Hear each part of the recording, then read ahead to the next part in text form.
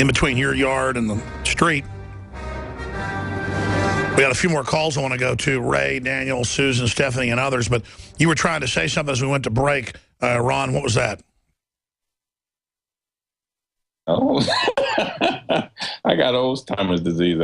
You got to get me when I think. No, I hear you. I forget all the time. I said, we're coming back with this. And I go, what was it I said I was coming back with? No, man, I just want us to realize that everybody, it's all about changing this culture and designing your own life and being free and supporting your neighborhoods and just I have if you heal your mother, you heal yourself, and our mother needs healing right now. Because we're destroying it, and we're letting these corporations destroy it with their illegal dumping and the air pollution. And I mean, these are natural resources. People don't look at air as what it is. It's if you don't have air, you don't live. I tell people it's the most important thing to your life. It's not food or water, it's air. And we're destroying everything, man. I just, you wake up and you're like, damn, how are we allowing this to happen? Well, it all starts with, like you said, creating community around gardens. It's one of the most basic human activities. Civilization was founded by agrarian societies. It is the key. Ray in Iowa, thanks for holding. Go ahead.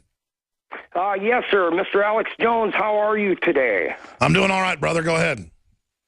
Yes, I wanted to mention I live up here in northeast Iowa, and it's in my opinion, the garden belt, the God belt of the world.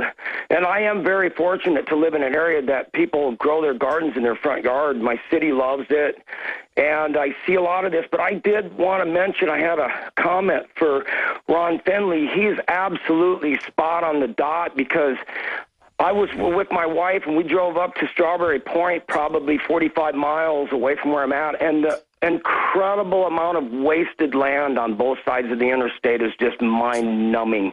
You can't believe the amount of food that could be grown for people. And they pay to trim it, and they pay to upkeep it. It's just a complete joke. Sometimes they even water the interstate. Is completely insane. In Germany and in Europe, you go there, they still plant on the highways. Your take on that, Ron? It's land. People worried about, even on the parkways. They're like, well, what about cars, exhaust? What about, tire dust? And I'm like, it's not that much traffic on these kind of streets. And plus, do you realize the diesel fuel that is exhausted when the food that you're getting at the store? How does this food, as you know, when I pick a head of lettuce out of my garden, I better eat it within a couple of hours. How the hell is this food organic and even regular food in these stores out? How does it stay that fresh that long? That's right. You walk 20 feet into your kitchen to cut it up and make a wedge salad, and my mouth's watering. And then meanwhile, you might be eating lettuce from Guatemala that got shipped up here on trucks. Then they spray chemicals on it to keep it green. Yeah, I don't get that. That's why I want my food hyper local, not just local. And I think, why shouldn't food, everywhere they have a tree, why shouldn't it be a tree that feeds you? Like you were saying, when people homestead, when they decided, okay, that this place was fit to live, they checked, was this soil fertile? Can I grow food here? And that's how most places were developed. Okay, can we grow food in this soil? We're just rediscovering basic human activity. Ron Finley, I hope you'll join us again. RonFinley.com, a true trailblazing revolutionary, rediscovering basic human activities, getting the law changed in L.A. and around the world. We salute you for having a true victory against tyranny. Thank you so much. Thank you. I salute to have you here, Alex. Thanks a lot. We appreciate you. More calls straight ahead in news. Stay with us. Front yard, even backyard gardens, or people being indicted or arrest warrants being issued for planting, fruit trees in the right-of-way. This is happening all over the country, and it just feeds in to the overall domestication program.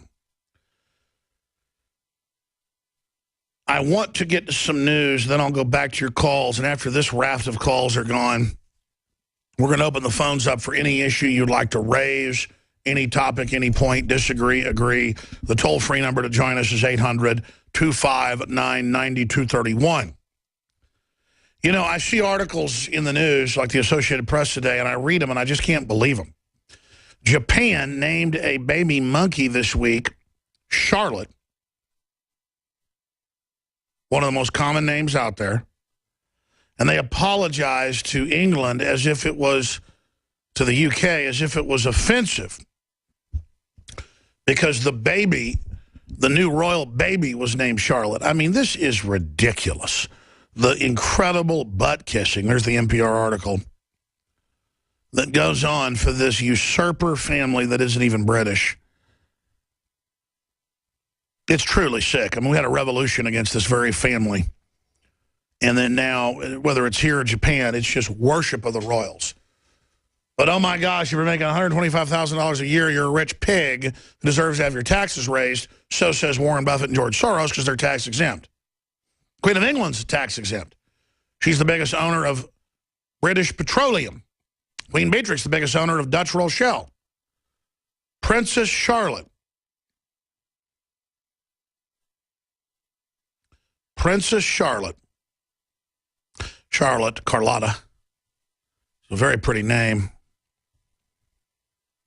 I guess everybody has to apologize. I bet there's some pigs named Charlotte. I bet there's some cows named Charlotte. I mean, the Charlotte's Web is about a pig or about a spider. Maybe the author of Charlotte's Web, are they still alive? Maybe they should apologize to the Queen of England. This is just stumbling over ourselves. Hundreds of billions of dollars, conservatively, the trillions in bailouts, went to the Queen of England. It's an inversion of reality. I mean, I'm going to vomit. E.B. White,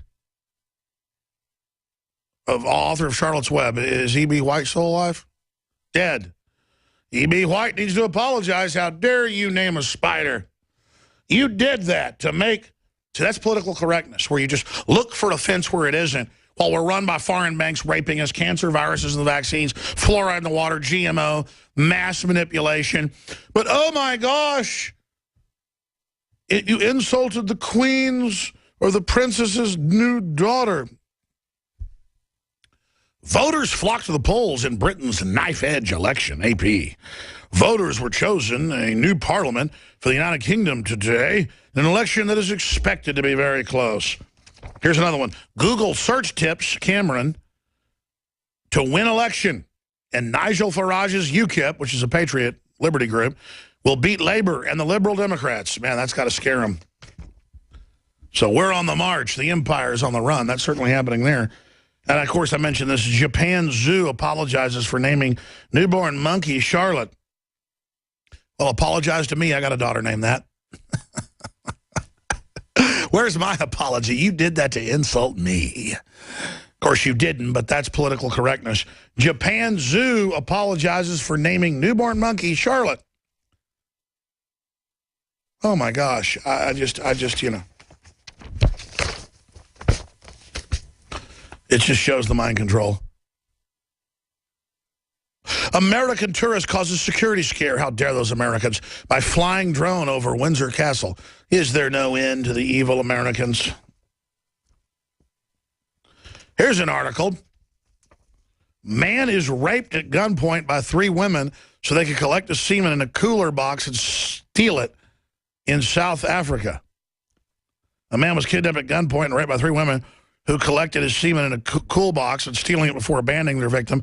And the method is part of a growing trend. The 33-year-old man gave the women directions when they pulled up in a black BMW. Suddenly, one of the women aimed a gun out and forced him to the back of the car at gunpoint.